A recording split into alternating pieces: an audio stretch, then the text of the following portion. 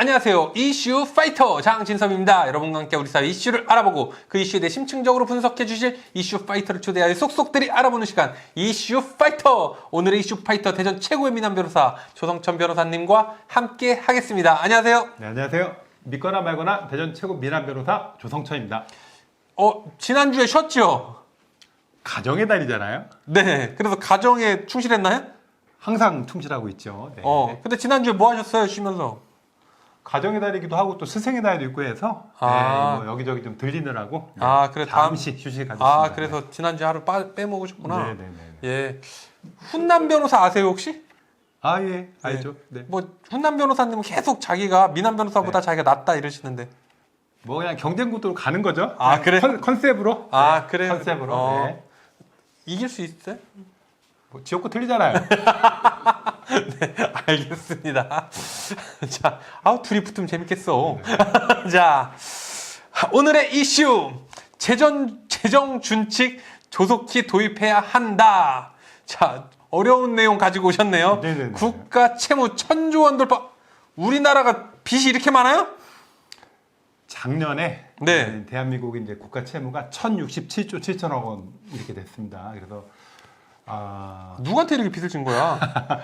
국내 총생산 대비 이제 국가 채무 비율이 49.6%가 됐어요. 우와. 그래서 이제 지금 이렇게 빚을 많이 지게 되면은 재정 건전성도 문제될 뿐더러 결국 미래 세대, 우리나라 그러니까요. 미래 세대한테 부담이 되는 예. 거거든요. 그래서 이제 뭐 지금 요새 정치인들 포퓰리즘 이런 걸로 자기 지역구 막 사업 따내려고 막 무조건 밀어붙이잖아요. 그러니까 예산이 계속 늘어나고 있습니다. 그래서 이렇게 예산이 무작정 늘어나게 해서는 안 되고 네. 재정 준칙에서 총량을 정해서 매년 어느 정도만 늘어나게 한다. 이런 개념이 바로 이제 재정 준칙인데 그래서 이제 재정에 대해서 준칙을, 늘리지 않는 것이 계속 늘리죠. 무제한 늘리는 게 아니라 네. 딱 준칙을 정해서 재정을 막는다는 거네요. 무분별하게 늘리는 걸 막는다. 늘리긴 늘리는데 예, 지금처럼 뭐 여야가 짜가지고 지금 예를 들면 이거예요. 지금 국가재정법을 보면은 500억 원 이상을 예타를 하게 돼 있어요. 그렇죠. 예비 타당성 근데 조사를 지금 하죠. 얼마 전에 여야가 합의해서 1,000억 원으로 바꾸려고 그랬어요. 그러면 그러면 500억 원에서 1,000억 원 사이는 예타를 안 하는 거거든요. 안 하면 그냥 또 막 나가겠네. 그럼 여야 정치인들이 이해관계가 일치하잖아요. 그러니까 그렇죠. 그런 건 일치하잖아요. 자기들이. 네 지역구에 요거 가지가 대신에 그거 통과시킬 테니까 내 지역구에 요거 줘. 이렇게 한다는 거죠. 1,000억 원 미만은 안 하겠다고 이렇게 됐기 때문에 이야. 지금 정치인한테 계속 맡겨놓으면은 네네네. 예산은 무작정 계속 늘 수밖에 없는 것이죠. 네네. 자, 그래서 앞으로 그러면은 이제 이 준칙이 도입이 돼야지 되는데 지금 뭐 어떻게 다른 나라의 예라든지 뭐 내용이 좀 있을 것 같네요. 일단 재정 준칙의 개념을 다시 한번 이제 말씀드리면은 네. 일단 재정 수지 이런 거에 대해서 총량으로 딱 설정을 하겠다는 거예요. 그래서 정부가 마음대로 예산을 늘려서 재량 정책을 하는 것을 막겠다. 네. 일단 통제 장치죠. 네네네. 그래서 지금 이번에 내놓는 이제 국가재정법 개정안은 뭐냐면은 관리 재정 수지 적자폭을 GDP의 3% 이내로 제한을 하고 만일에 GDP 대비 국가 채무 비율이 60%를 초과하면은 적자 비율을 2% 이내로 관리한다. 이게 좀 말이 어렵죠? 네. 네. 일단은 차분히 보면요. 네. GDP가 뭔지부터 얘기해 주세요. 예전에는 네. 예전 경제학을 제가 배울 때는 GNP가 중요했어요. 서울대 경제학과. 와.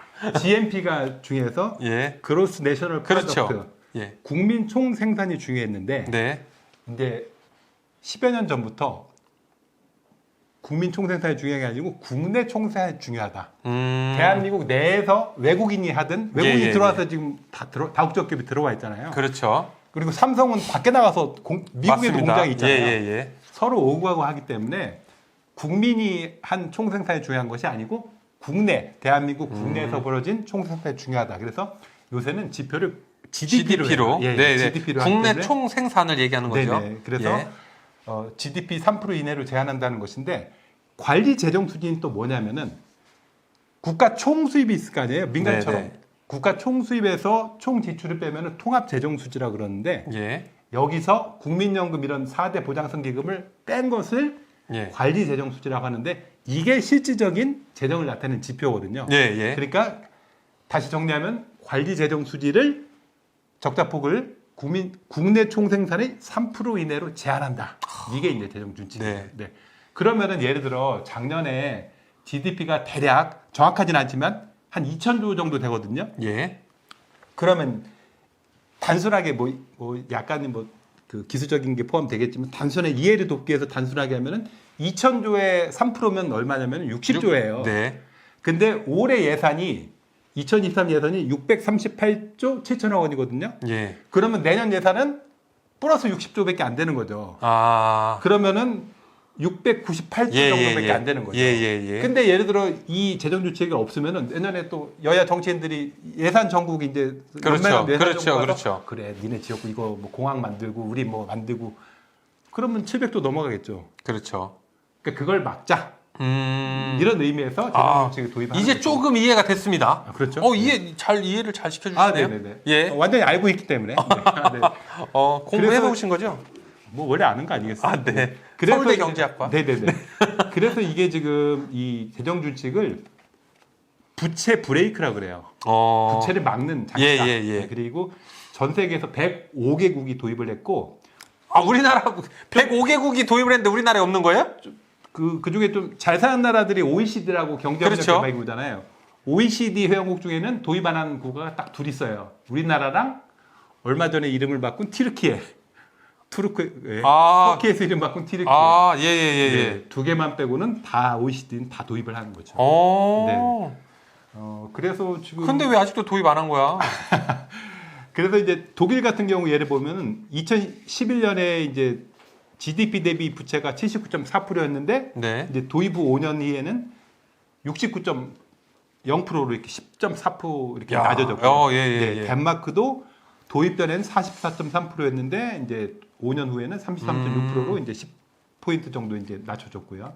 뭐 이거 도입하면 당연히 뭐 채무 비율이 낮아질 수밖에 없겠죠. 그렇죠. 그렇겠네요. 어쨌든 무분별한 막 도시계획이나 막 그 중앙정보부에 돈을 갖다가 막 지어대는 것들이 조금 완화가 되겠네요. 네네네. 요런 것들은 사실 실질적으로 필요는 할 것 같은데 요거 정당끼리의 뭐 대화가 좀 있어야 되지 않을까요? 이게 일단은 조금 이제 그 효과를 조금만 더 말씀드리면은 일단은 이게 이제 재정준칙이 도입이 되면은 네.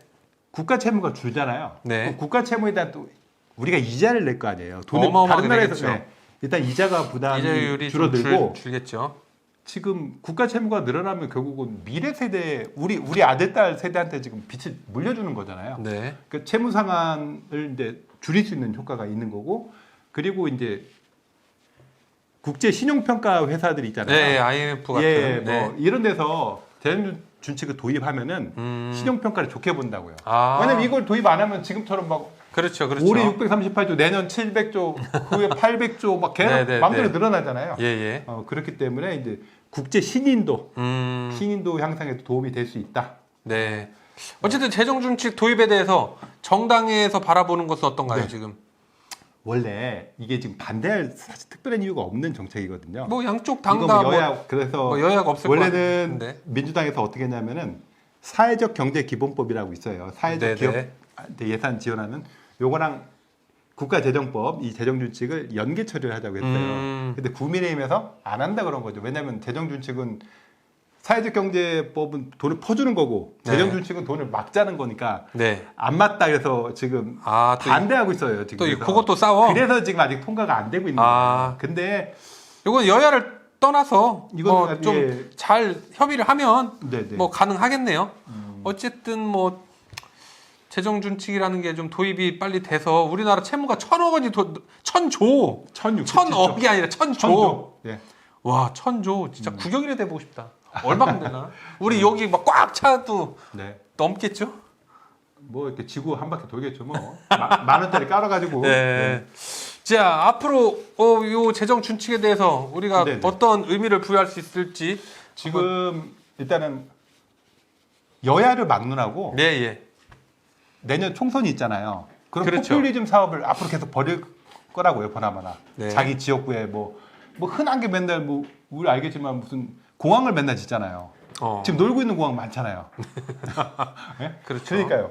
그런 식으로 하면은 자기 돈이 그렇게 하겠어요? 자기 돈 아니니까 지금 이렇게 하는 거거든요. 예 예. 그래서 포퓰리즘 정책에서 네. 우리 국가와 국민을 보호하기 위해서는 일정한 준칙에 의한 경제 정책이 필요하고 예. 이런 의미에서 재정 준칙이 도입되는 것이기 때문에 이거는 뭐 여야를 막론하고 제가 볼 때는 반대할 특별한 이유가 없는 것 같고 이거에 대해서는 이미 의원 설명회도 여러 번 했어요. 공청회도 네. 여러 번 했고 이제 통과만 하면 되는 거거든요. 예. 그래서 지금 올해 3월까지 그 적자가 벌써 54조 원이랍니다. 그러니까 정부가 원래 올해 한 해 1년 적자를 58조 원으로 예상을 했는데 이미 3월까지가 54조 원이에요. 이거 빚이 이렇게 늘어나 계속 나중에 늘어난다는 나중에 거죠. 막 대통령 서로 하라고 그러겠어. 야, 네가 대통령에 빚 많아서 못 하겠어. 막 이러는 거 아니야? 대통령 오늘하고 물러나면 그만인데 뭐가 문제예요? 지금 밑에 우리 딸 아들 세대가 문제지. 그러니까 큰일입니다. 네, 그래서 진짜 이거는 우리 미래 세대 네. 진짜 정상적인 경제 생활을 위해서는 조속히 빨리 통과가 돼야 된다. 예. 그런 의미에서 우리 누구한테 한마디 하실래요? 뭐 누구한테든 우리나라 우리 여야 정치인들 예. 정당을 생각하지 말고 국가와 국민을 생각해 주시기 바랍니다. 화이팅! 자, 오늘 대전 최고의 미남 변호사 조성천 변호사님과 함께 재정 준칙 조속히 도입해야 한다라는 주제로 말씀 나누어 보았습니다. 다음엔 더욱더 새롭고 알찬 이슈로 여러분과 함께 하도록 하겠습니다. 구독, 좋아요, 댓글은 여러분의 사랑입니다. 끝까지 함께 해주신 구독자 여러분, 시청자 여러분 진심으로 감사드립니다. 이슈 파이터!